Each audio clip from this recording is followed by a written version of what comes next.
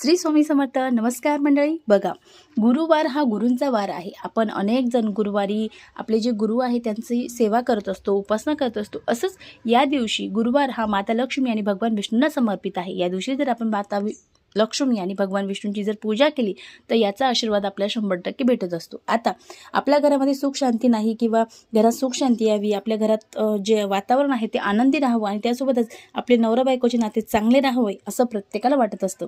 किंवा आपल्या घरामध्ये पैशाची कमतरता आहे, ती पैशाची कमतरता आपल्याला राहू नये असं सुद्धा प्रत्येकाला वाटतं. या सर्व ज्या समस्या आहेत त्या समस्येवर आपल्याला गुरुवारी उपाय करायचा आहे. गुरुवार दिवशी आपल्याला सकाळी अंघोळ झाल्यानंतर माता लक्ष्मी आणि भगवान विष्णूंचा फोटो किंवा तुमच्याकडे मूर्ती असेल तर ती मूर्ती ठेवायची आहे. त्यासमोर तुपाचा, शुद्ध गाईच्या तुपाचा दिवा लावायचा आहे आणि त्यानंतर गूळ आणि चणे अर्पण करून त्यांना पिवळी फुलं अर्पण करायची आहे. याने तुमच्या जीवनातल्या कितीही समस्या असू द्या, घरात सुख शांती नसू द्या, या सर्व गोष्टी दूर